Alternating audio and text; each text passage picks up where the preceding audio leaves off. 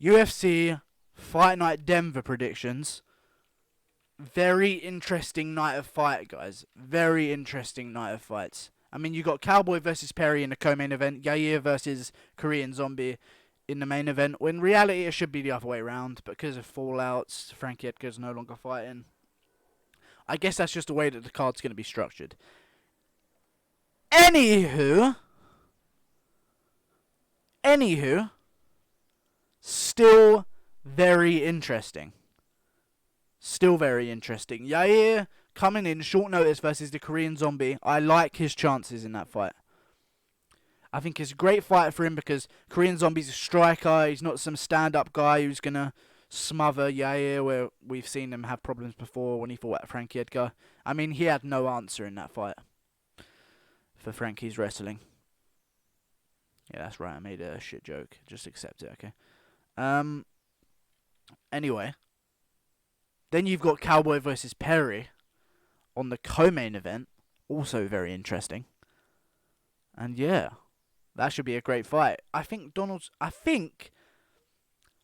originally had Mike Perry winning. And listen to why. I based this fight between Cerrone and Mike Perry off of the fact that Cerrone's taken a lot of damage recently and Mike Perry's a dangerous knockout artist. Okay? But then I started thinking again and thinking, wait, Donald Cerrone is a high-level fighter. High-level striker. And when Mike Perry comes up against these high-level strikers, he really has some problems. I mean, he manages to get it done through toughness in some of his fights, but you saw it in the Alan Jouban fight, where Alan Jouban just kept moving, kept him on the outside, kicks on kicks on kicks. Mike Perry had no answer. However, I'm going to go with Mike Perry to win this fight by KO. And I'll tell you why. I don't think it'll be KO. I think it'll be TKO, vicious. And I'll tell you why. Cowboy doesn't like to be bullied. We know that. Nate Diaz, he doesn't like it when guys come forward and bully him. Jorge Masvidal, he panics under the pressure because everyone's telling him, you got to beat this guy's ass. Yeah. It puts so much pressure on him, and you know Cowboy's a slow starter. And those bullies are not slow starters. They come out right out the gate ready to fight. Mike Perry's one of those guys. Very dangerous for Donald Cerrone. Second of all, in terms of bullies, what more bullying is there to move a guy out of his own gym? You're the new guy in that gym. Fuck Donald Cerrone. The whole gym turns their back on Donald Cerrone. Mike Perry is now the guy in charge. That is going to incite some anger in Donald Cerrone's mind.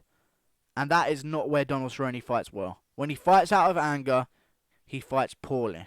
And when he fights a guy who has that bully style that comes forward and relentless pressure, he also panics and loses.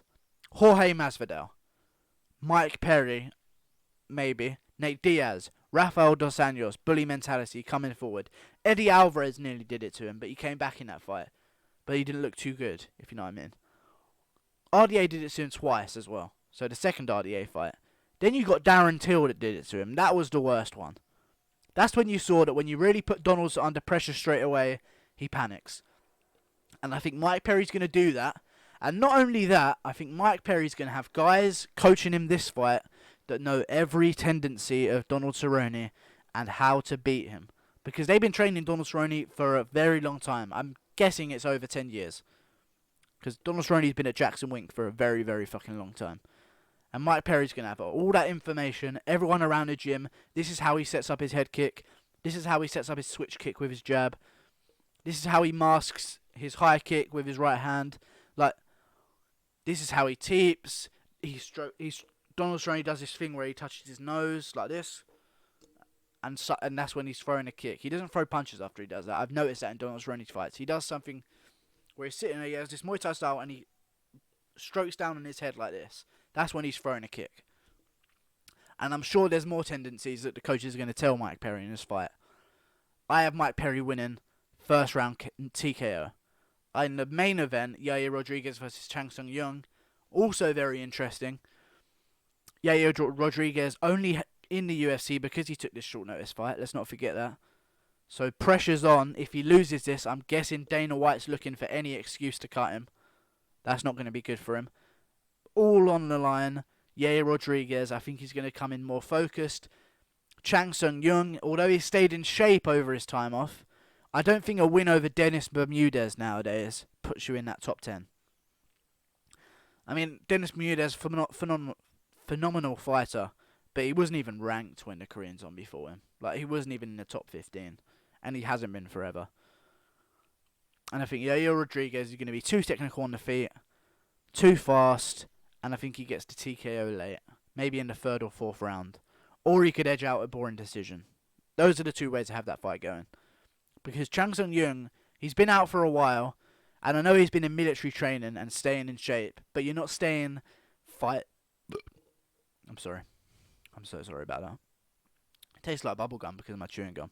But that was actually a really tasty burp, I have to say. I have to say that was real tasty. I know you guys can't smell it or taste it, but it was nice. Tastes just like bubblegum. Anyway, Chang Sung-Jung has not been training martial arts the whole time. He's been in military training in North Korea. And I think that time off is real bad for him. And Yair Rodriguez is going to get the job done. On the rest of the card, not too good.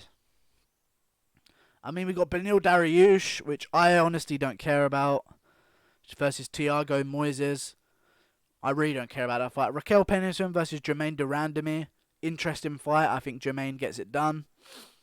Just because Jermaine's a more technical striker and Raquel Pennington's more of just a... It's very easy to get to the top 10 in the women's division. But it's only... There's a certain level of elite where people have held the belt that are just way above the rest of them. And I think Raquel Pennington, although she is in the top 3, I think she's actually ranked number 3 in the division. There's a massive gap between certain fighters. And maybe Raquel wins and proves me wrong. But I feel like there's such a gap in the women's level where there's the top and then there's everyone else. And everyone else doesn't matter. There's not a murderer's row of women's fighters in the division, if you know what I mean. But yeah, I have Jermaine Durandamy winning by decision. Boring fight. But we'll see if they prove me wrong. Other than that, no one else really stands out to me. Other than Luis Pena, or Pena, I'm guessing it's Pena, and Mike Trizano. Don't know much about Mike Trizano other than I'm seeing him on some UFC things. So I'm guessing that's either the Ultimate Fighter or the Dana White's Contender Series or Dana White looking for a fight. But I do know Luis Pena, a violent Bob Ross, is training at AKA. And if there's anything you can learn about guys that train at AKA, it's that they win. Guys at AKA win. Not Luke Rockhold, but because he stopped training at AKA. Get my point? Luke Rockhold moves to another gym, Rufus Sport. Not Rufus Sport. Why am I being so fucking dumb and giving wrong information? I'm sorry, guys. I'm sorry. He moves gym, Luke Rockhold moves gym to go and train with Henry Hooft. There you go, Henry Hooft. And he starts losing. DC's at the gym, Cain Velasquez at the gym, Khabib Nurmagomedov at the gym, Islam Makhachev at the gym. You know what I mean? The list, it could go on, but that's literally the only 4 I know. But I'm sure there's way more of them. But I think that in that gym, there's just a winner's mentality. And the wrestling in that gym is just second to none. So I think I have Luis Pena winning by rear naked choke. Remember that fucking prediction. Remember that, Luis Pena by rear naked choke. Because I swear to fucking God, he's going to do it by rear naked choke. I swear to God, he's going to get him down in a scramble, or they're going to end up on the ground somehow, and he's going to sink in that choke. I don't know why I'm fucking having indigestion right now, but he is going to sink in that rear naked choke. Please remember this. I will be right about that. Please. Remember I said that. Fuck everything else on the card. Mike Perry by KO first round. Yair Rodriguez, late finish or a decision. Durandamy by a decision. Beneil Dariush by decision. Luis Pena will win by rear naked choke. I guarantee you. Guaranteed. Come back here and fucking subscribe when I'm right. Because I know I'm going to be right about that. I'll see you later, guys. Also, my videos have been doing real well recently. So I'm glad that people are enjoying them. So, you know. And I reply to comments, even if they're saying that you wish my nan was dead. I'll reply to it, you know. I'll see you later.